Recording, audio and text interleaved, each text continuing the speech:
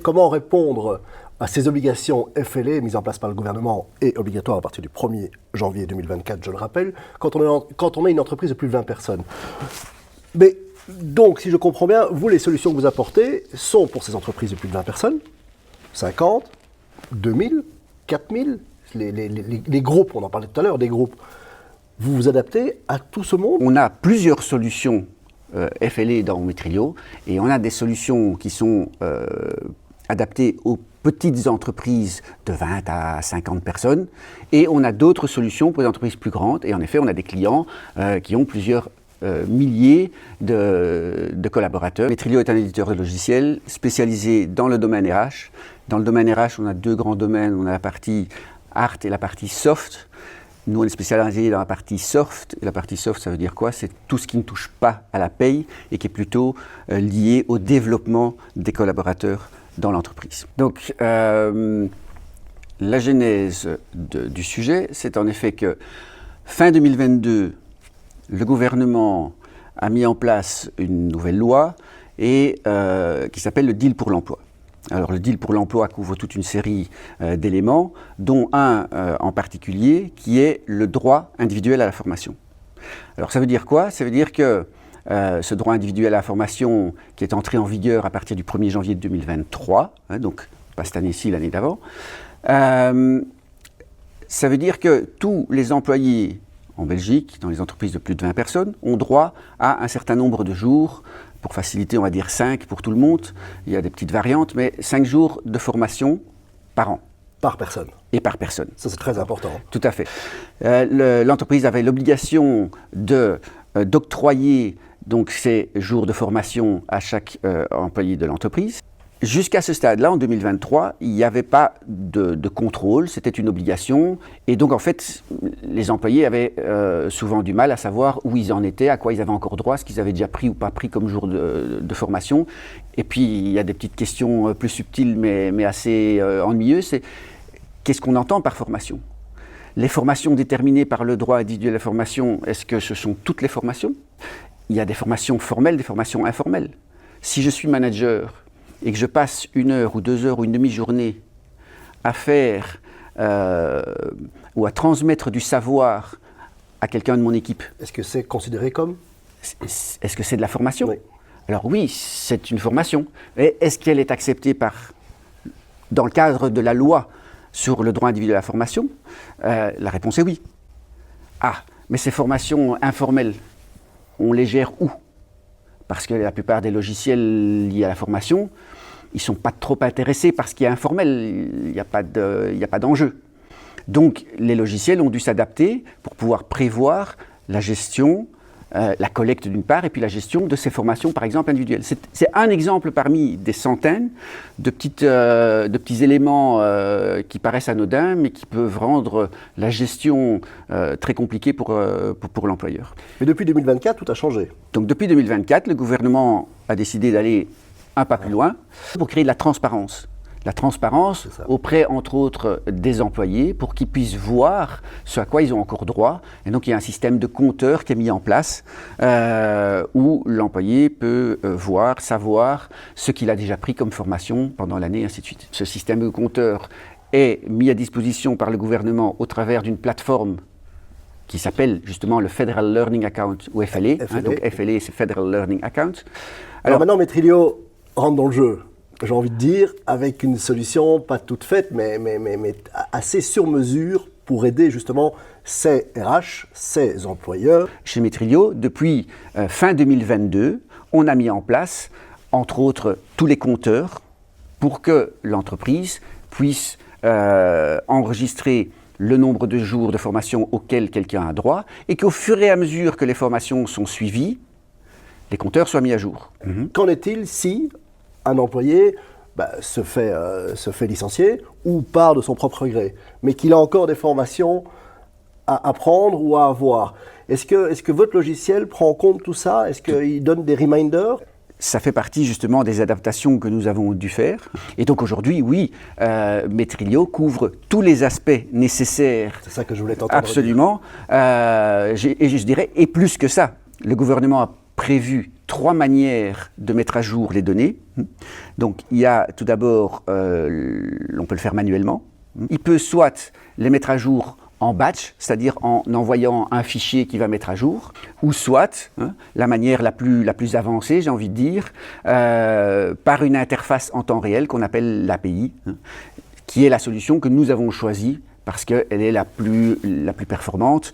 Ça veut dire que les données de nos clients, quand une personne, un employé chez nos clients suit une formation, dès que l'information est mise à jour dans Metrio, dans la seconde qui suit, la plateforme FLE est mise à jour. Est-ce que ça va leur prendre plus de temps, moins de temps? Alors, c'est très simple.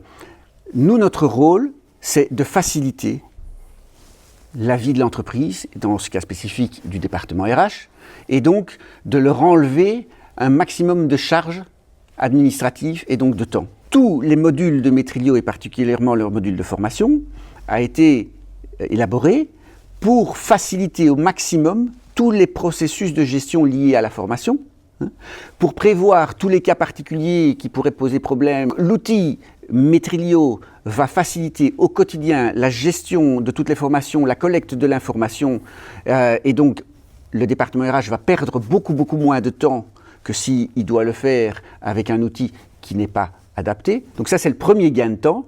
Et le deuxième gain de temps, qui n'est même plus un gain de temps, là on enlève complètement la problématique, c'est la mise à jour du FLE qui est fait de manière entièrement automatisée en temps réel. Donc le département RH de l'entreprise ne doit même plus s'en occuper. Là, ils ont entre guillemets, ils se sont déchargés et de ce travail et de cette responsabilité, puisque nous prenons le mandat et nous savons automatiser par l'API en temps réel le transfert des données vers la plateforme FLE en temps réel. Le gouvernement a créé cette interface FLE.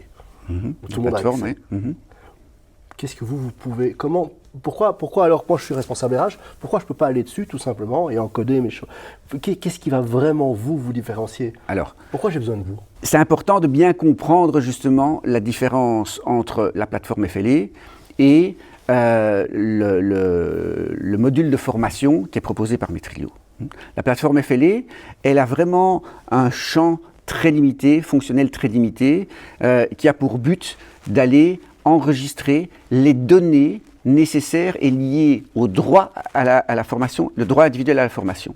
D'accord ? C'est pas un outil de gestion des formations. Le paysage formation dans le domaine RH est encore beaucoup plus vaste que ça, parce qu'il y a une multitude de logiciels différents et complémentaires qui peuvent être utilisés par une entreprise. Donc en fait, dans l'entreprise, on rassemble énormément d'informations et on gère beaucoup de processus. Ce pourquoi la plateforme FLE n'est absolument pas faite. Ensuite, la plateforme FLE demande qu'une toute petite partie de toutes ces informations liées à la formation leur soit renvoyée. Donc l'un ne remplace pas l'autre.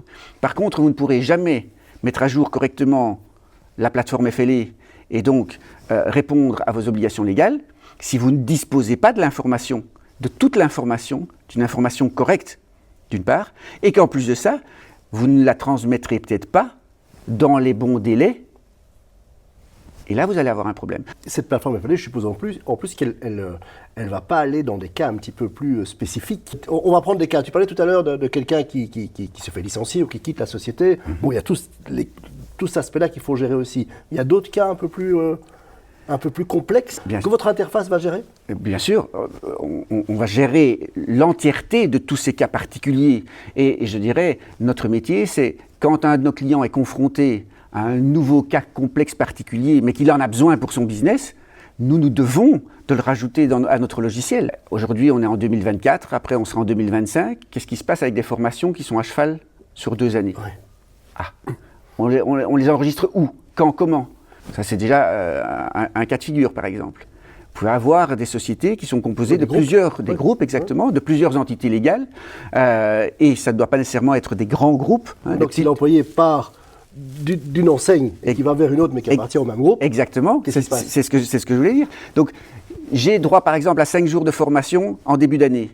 Et puis, fin avril, je décide, non pas de quitter l'entreprise, de quitter l'entité légale où je suis, parce que j'ai discuté avec mon employeur, et je vais avoir une évolution de carrière, mais mon contrat sera sur l'autre entité légale du groupe. Donc, je reste dans le même groupe, mais je change d'entité légale. Ah, oui, mais la FLE gère les compteurs par entité légale.